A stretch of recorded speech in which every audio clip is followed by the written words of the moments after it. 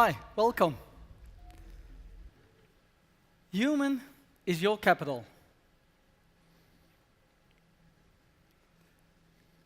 So the human capital leaders of this world, they have a very clear voice. They're saying that their talent is part of their business strategy. They're also saying that they need technology to realize that talent strategy. Even product-related companies that produce products today, they see the talent as the core of their business because they know without the right talent, they will never be succeeding and beat the competition. Talent acquisition. They also get the mindset that they need to look at contingent workers. Their typical focus is on permanent employees. But the contingent is becoming a large part of your population, so they need to look with a talent acquisition mindset to this contingent workforce.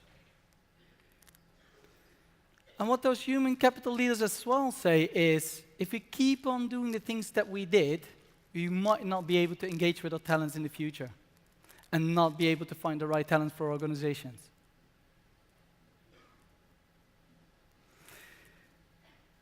We conducted a survey amongst 800 C-suite leaders, HR, procurement, in 17 countries. And there were 3 trends that really stuck out.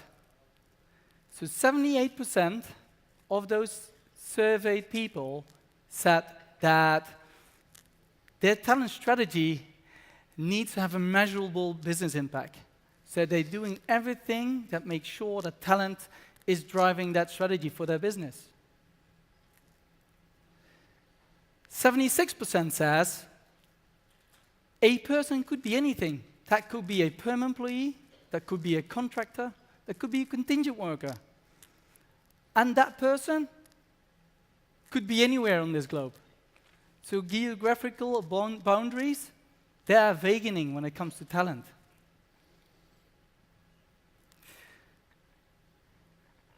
Those same leaders said that 72% of the interviewed people that within the next 12 months, they're looking at an integrated talent program to start looking at it, start deploying it, to make sure they got the best talent in the near future.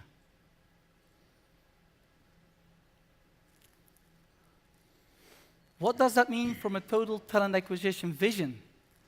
There are 4 key elements that they find really important. First is visibility. Who do I have in the organization? Are they perm? Are they contingent? What form of contingent? How long are they with the company? What do we need to do with them to excel our business strategy? Workforce strategy. How do I build my workforce strategy to be able to realize that business strategy? Because that's the ultimate aim. How do we get there? How is my workforce suited for that? And internal mobility. Today I might be an engineer. And in the early days, an engineer would be educated, run an engineering job for 30 years and go with retirement. Today I might be an engineer, and in 5 years' time I might be a software developer or a bookkeeper. Because the skills shortage will force us to reskill our people that we have today, because we can't find them anymore in the world. And then the total talent agility. How do we make sure that our workforce is agile enough to adapt to any of the changes out there, to be able to come to that business strategy and the realization of that? If you look at a high level from a model perspective, somewhere in time there will be a job. We need to execute a job or work. For that we need people. So we need to find those people. We need to verify whether they're the right people. But in the early days, we would traditionally look at that. But I think in the new world, we need to have talent advisors. They truly sit with your hiring community, look at them, ask them all the questions, and see whether they have the right person to do the job. Because it's not anymore about perm employee versus non-perm employee. It can be anybody. It can be a statement of work, a project, with a timeline, deliverables, milestones. It can be a contractor. Could be a freelancer, and it could be a permanent employee. But ultimately, at the end of the day, It's all about the satisfaction of the hiring manager, enabling the hiring manager to execute on his strategy to contribute to the business strategy of the overall company. And with that, these human capital leaders are trying to create the workforce for the future, to make sure that they lead teams to business success. Some of the companies already out there are really ahead of the game when it comes to talent strategy. One of those companies is Philips. And I'd like to give the word to Maarten Hansson, who is driving the total strategy for Philips, and to take you on the journey that they took as a company and where they are today. Thanks.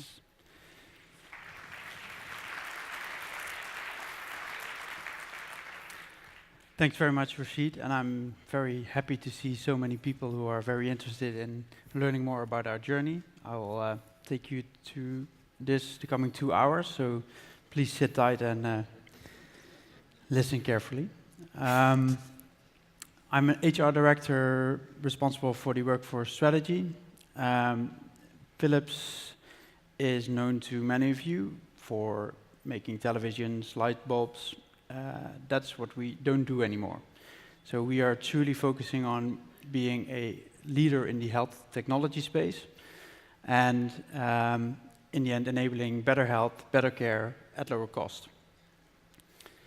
So did you know that 70% of all healthcare costs are spent on diagnosis and treatment currently? Philips wants to move away from that and move away from looking only at sick care, but try to aim for helping consumers and patients throughout the entire health continuum, as we call it. From healthy living in a healthy home, in a healthy environment, from prevention, from diagnosing and treating people for their illness, and enabling recovery and chronic care at home, for example.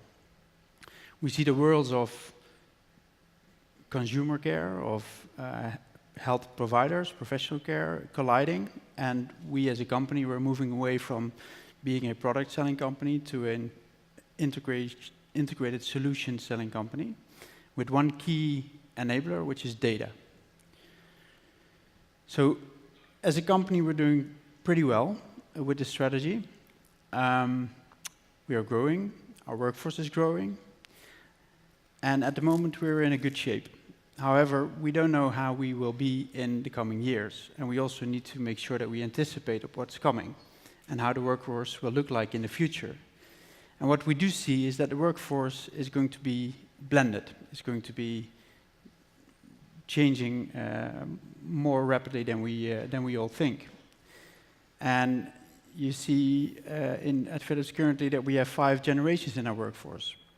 You see that we have a huge number of contract types in our workforce. You see also that people have a large variety of very different work ethics. And last but not least, we see obviously, like you all, globalization and technology coming in. So last year, June, we decided we need to take action. We need to start looking at our workforce more holistically. And we decided to build up a small team to create a total workforce strategy or an integrated workforce strategy in between our demand, our business leaders, and our current channels.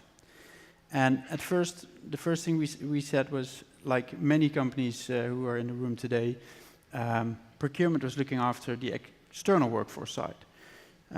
HR is looking at recruitment and managing the employee side.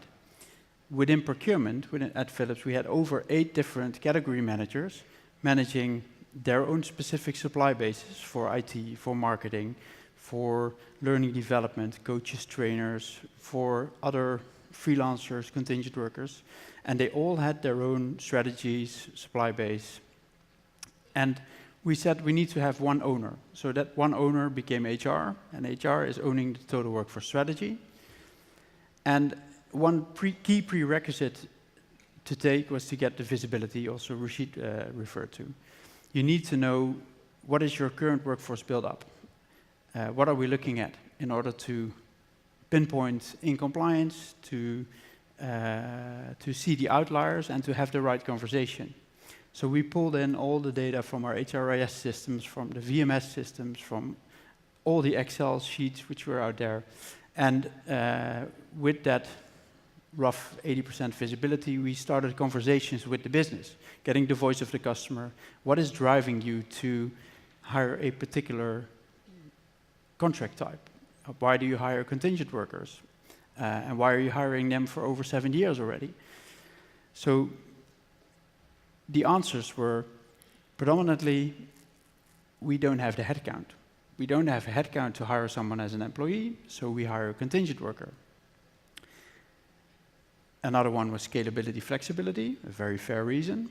Another one was, we want to try before you buy, also very fair.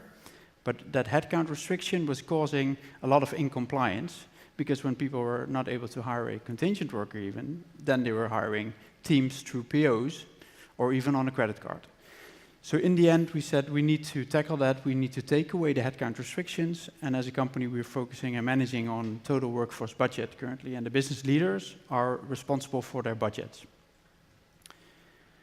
So another conversation and a big part of the change management which comes with this journey is we needed to start talking about what task do you need to have performed?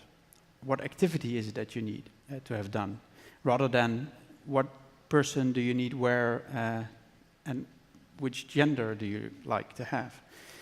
So all in all, long conversations in this approach, and to sustain this whole approach and this strategy, we needed to integrate and align the systems, the processes, the whole architectural landscape internally in order to facilitate that, and to make use of the visibility and all the data which we had to utilize that for example, proper strategic workforce planning next to the day-to-day requisition basis.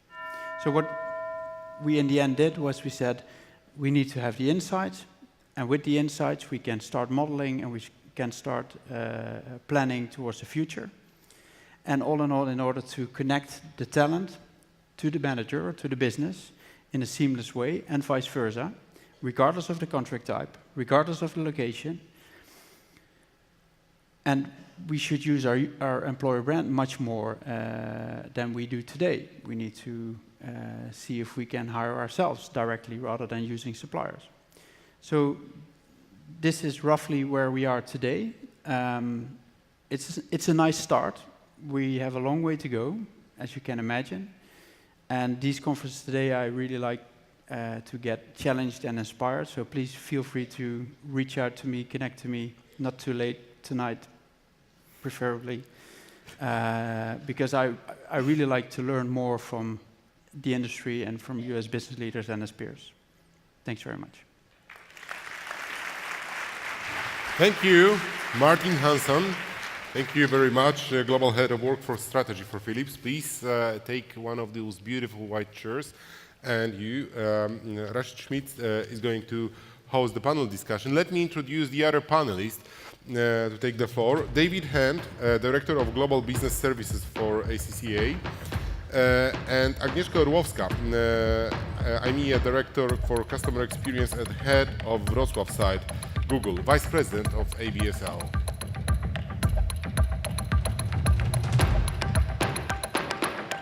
Rashid, the floor is yours. Thank you. Thank you.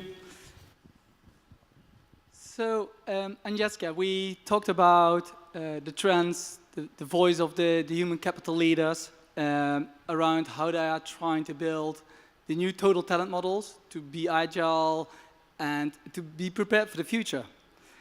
If you listen to the story with your experience also from a Google perspective, how do you see those talent models changing or evolving in time?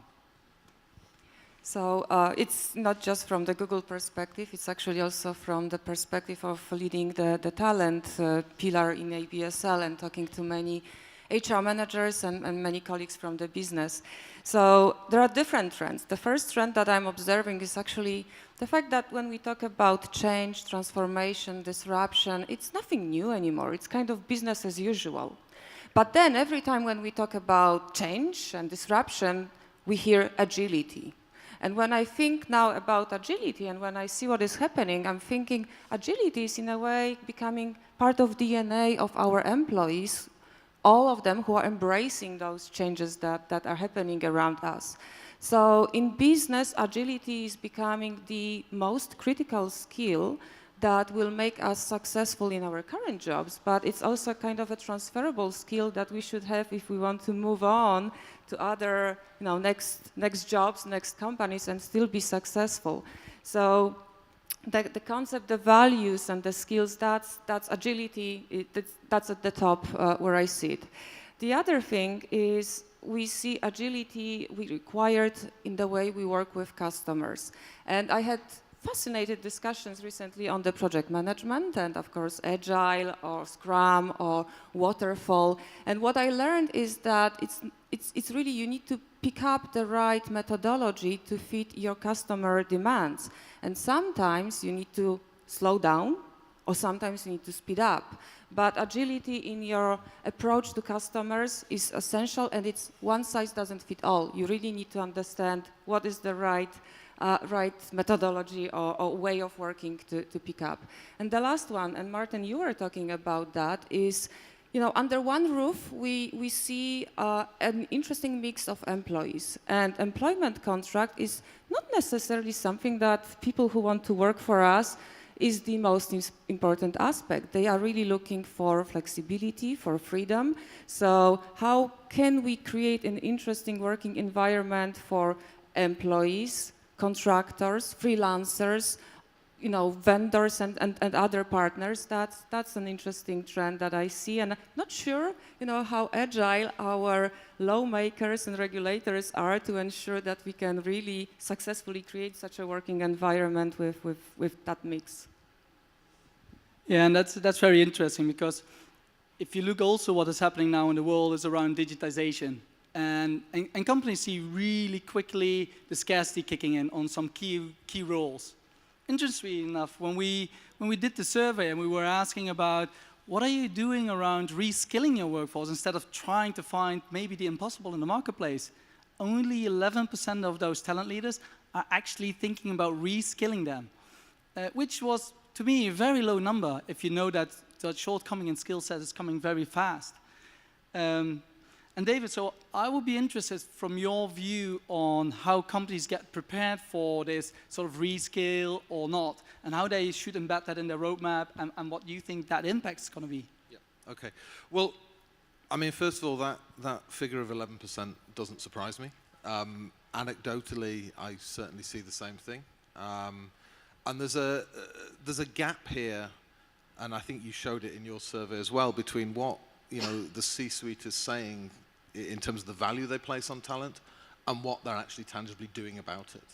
And we did something similar 18 months ago. We asked CFOs what they were doing, what they felt about their talent models, and 85% of CFOs we interviewed globally said talent is absolutely vital to our success, and 72% of them said we're not doing a very good job of managing our talent. And so there's this gap. It's still there. It hasn't changed in years. And I think there are organizations who are, managing talent effectively, have very good talent strategies in place. And I think, it was very interesting to see what Philips have been doing. And I have some insider knowledge because I have a few friends who work at Philips. So, and I can say it does seem to be working. But I'm sure Maarten would agree, doing something like that, it's a big investment. It's a financial investment, it's a time investment as well.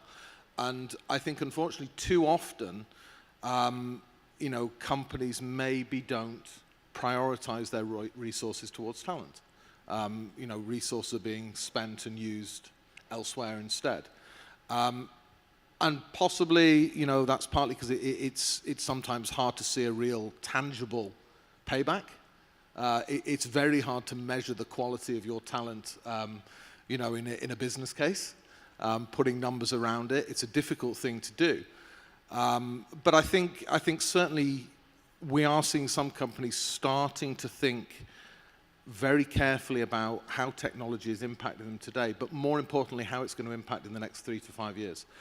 And I think if you look at some of the key emerging technologies, things like blockchain, for example, data analytics, you could argue it's already emerged, there is a shortage of talent for these areas. And to be frank, I don't think that talent or enough of that talent is going to come from university graduates.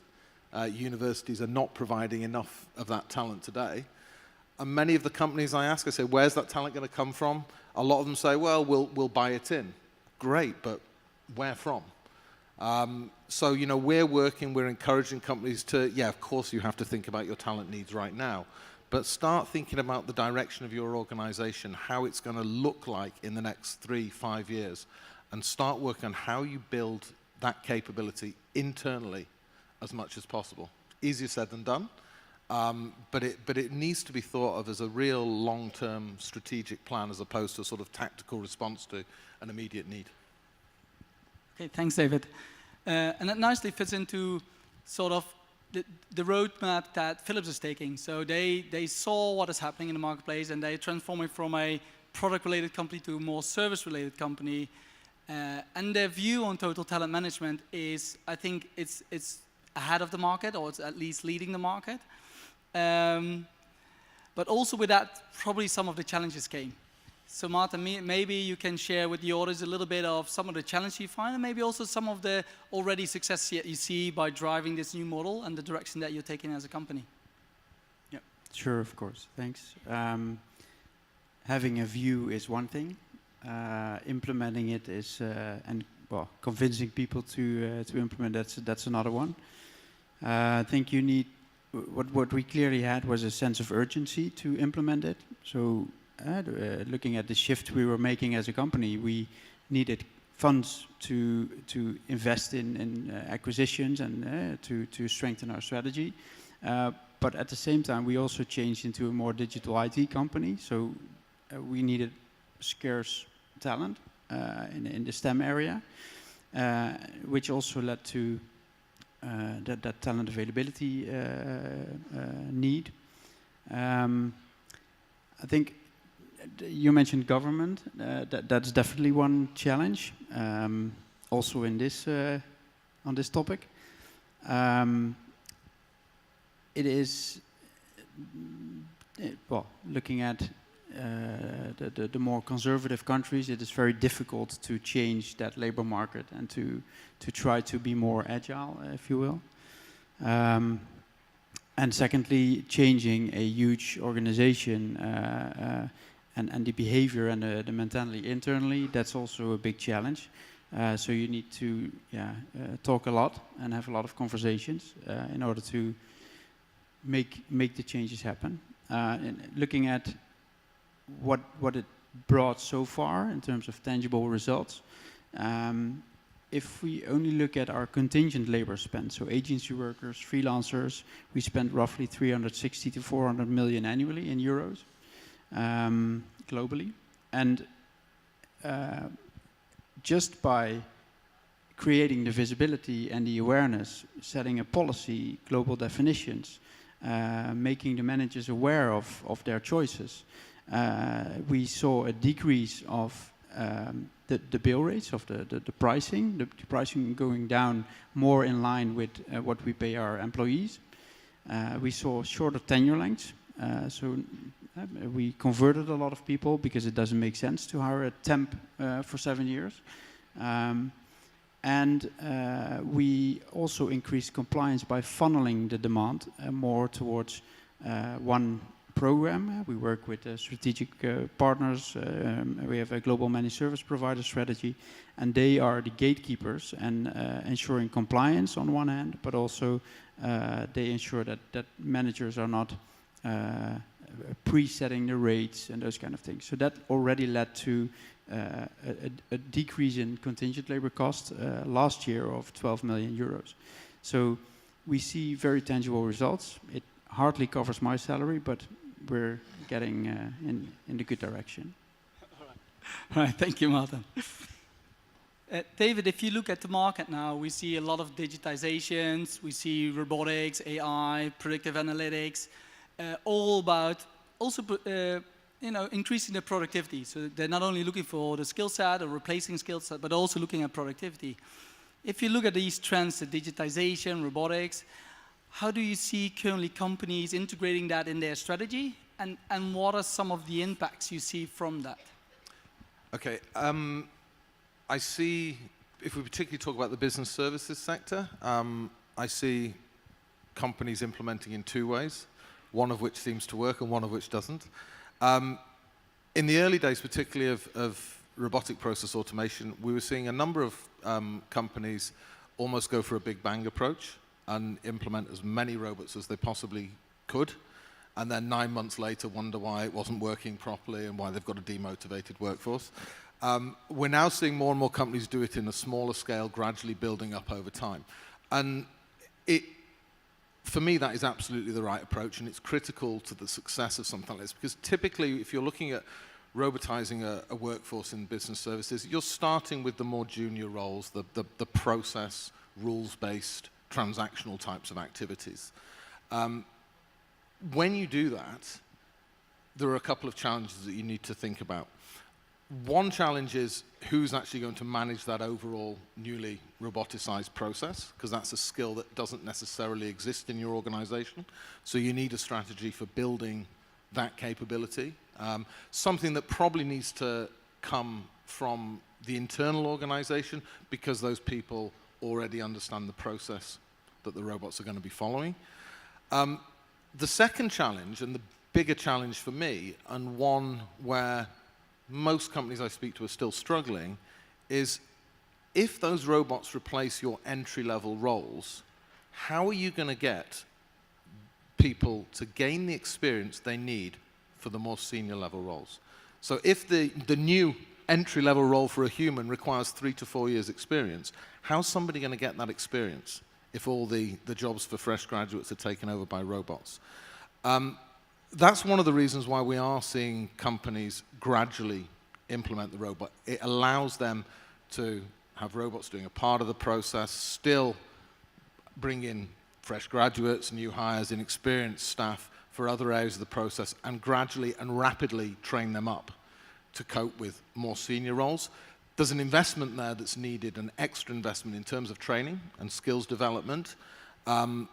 Fortunately, some of the best examples I've seen from a couple of big US multinationals, particularly in operating in China, actually, in some large shared service centers in China, is they decided as part of their overall sort of blended workforce strategy, for the first 3 years, all of the cost savings from automation were being directly put straight back into the training budget for training the staff. And they were prepared to say, okay, this is a long-term investment we're making. We're going to make immediate savings from the automation. We'll use that money, all of that. So they're able to do it without having to go back to HQ and ask for more budget. And they've now been through a process where they've replaced around 400 roles with robots out of a center of 2,000. But at the same time, that center's actually grown to 2,400 people. So they've effectively added 800 jobs, half of which are taken by robots, half of which by people. So it doesn't automatically mean jobs are going away. It's a way of absorbing more work, adding more value, but that investment in people has to be done in parallel to make it successful. All right, thanks, David. And that's interesting because if you look at that digitization, Agnieszka, that also brings in different experience for the customer, different experience for the talents, even on the work floor. If you look at that, so the technology-driven, but also still that factor of human touch that you need, to attract, engage, and retain your talent. What is your vision on how you make technology work together with that human touch? And also, to David's point, where you're not necessarily replacing people, but you're building an engine to grow your business. So, Google is setting trends in technology, right? So when I think about the customer experience, but then also employee experience, for our Googlers, for employees, it's already being part of this technology trend setting. That's part of a great experience. And it really starts with technology at how we use it for our daily work. right? And it's really thinking about geographical presence, like, you know, people working around the world in different time zones. Just the fact that you can have tools that will help you or enable you to just work effectively on the shared documents, just having video conferences, and you don't have to travel to Singapore to meet someone. That's an important component of the overall experience. The second thing is it's cool to be part of dog fooding and really, you know, checking and you know, experiencing all the products that the company will later on commercialize or just give for free to people, right? So the dog fooding is a big thing in Google, and that's definitely part of the customer employee experience. And the last thing that was really cool a few weeks ago, I saw the Google Duplex. I hope you've seen it. If not, go to YouTube, put Google Duplex, and you will see it on your own. But that was the AI in action. So we talked a lot today about automation, artificial intelligence, machine learning. But when I saw our AI assistant really making a phone call and having a real conversation with a hair salon to book an appointment, and then calling a restaurant and having a real conversation to book a table for 7 people, that was an eye-opening to me. And then, of course, I immediately thought like, I have this long to-do list. Can I ask my, you know, assistant and make it all for me and just make the phone calls, just get the things done, right? That's personal perspective. But then business-wise, I'm thinking, oh my God, this is coming. How quickly and at which scale we will really embrace this technology in business world. And I know there are lots of fears that, you know, robots will take the jobs of our people. I think, you know, several people today already proved with numbers that this is not going to happen.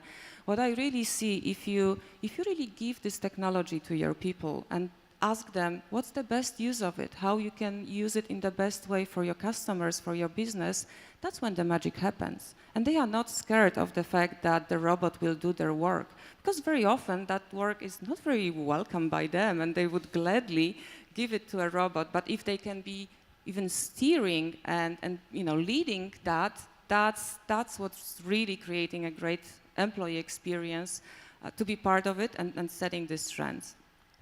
But we also talked about the reskilling, and that's another thing. Like, agility for our people also means how quickly they can adapt and change, right? And that comes with a risk, because if you really want to give this mobility, flexibility to the people, you need to take the risk and say that is okay for this person to just go and do something different, very different job, and let's see how quickly and how, you know, how well this person will thrive in the new environment.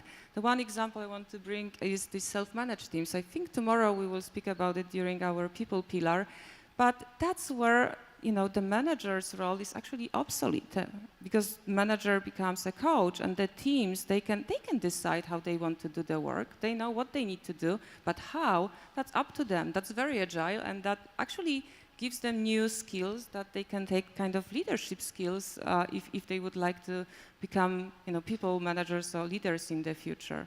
So these are the trends that I see that create customer experience. Of course, in Google, it's also about the food and the cool office environment, but that's not something to speak about. That's something you need to experience one day. All right, thank you, Agnieszka. Maarten, we talked about the total workforce, demand models, and we also saw that it's now at your heart of your talent strategy. With that, there comes a need for data, insights, and all these kind of things. How did you see that model evolve? Because somewhere in time you probably were a company that did buying at several places, and now you're getting to that more strategic one way of working with data and insights. So how did that model evolve over time, and what are some of the learnings you did along that way? Well, first of all, getting the data is I think one of the biggest challenges. In GDPR terms, processing the data, that's another one. And I guess that a lot of trends like big data, BI, are helping to structure it and to model it and to be able to make it very actionable. I mean, I'm not a techie by heart. I worked quite a long time in the IT sector, and I know what is possible, but I'm still amazed by the fact how powerful it is when you have data at your fingertips and you can just zoom into specific areas, and you can see that for a business group, the workforce is staffed in high-cost countries for their higher grades, with the costs related to that. But similarly, their contingent workers are staffed in that, and also typically their output-based project Scrum teams are staffed in a high-cost country, even though they pay for the output, and the work gets done everywhere, could get done everywhere. So those types of insights create immediate interest on a CFO or board level. They would say, why do we spend 50 million on freelancers in a headquarter environment in Amsterdam annually? Why do we? So I think that is something which amazes me, and we like I said, we are just started to understand and to get the idea on what we can do, but I know there's so much more to save or to gain towards the future in that. Yeah. Okay, thank you. I think to sort of wrap up this panel discussion, I like to ask you all the same questions. It's going to be interesting what you individually going to say. Probably know your answer, David. I'm still going to ask it. If you look at today's companies and we see what they're doing to get talent, transform talent, do you feel, and I'm going to ask the question first to you, Agnieszka, that companies are doing enough to be future-proof when it comes to talent and where they need to go as a company? No, I don't think so. I think we all can do a better job to understand not what today's talent want, because that I think we know, but I still don't see us doing enough to understand what the talents that will be entering the employment market in 5 years' time, 10 years' time, what they will want and how we can be agile and adapt to it. Okay, so I hear a little bit, no, we're not doing enough. Maarten, what's your perspective? I also agree that there's always room for improvement, but especially in this phase with all the disruption coming in, the Ubers, the Airbnbs, everybody knows the examples. This is really a time to be very keen on what's happening, what's out there, and if you're not, if you miss that boat, then you'll be gone as a company. That's my, and the same applies for governance, by the way. If I see what my kids have learned in primary school, they haven't learned anything with regard to coding or programming or not even carpenting or whatsoever. Even teaching English was only in the last grade, 1 hour a week. So I think we all need to be much more aware of what's coming at us. Okay, thank you. David? I agree. I mean, most companies are not doing anywhere near enough. And Maarten used a really interesting word then, disruption. You know, where we are now, there's highly disruptive technology out here. You know, recruitment, retention, talent management has always been a challenge. It was a challenge 20 years ago when I started in this industry.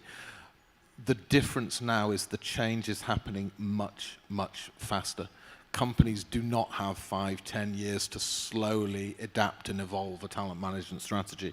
It's things that need to happen quickly, and that's the fundamental difference. And Maarten's absolutely right. Companies that don't get on board with that and get on board with that quickly, it's going to have a huge impact, a huge negative impact on their business. All right, thank you. So with that, I'd like to close down and a round of applause for Agnieszka, Maarten, and David to be on my panel.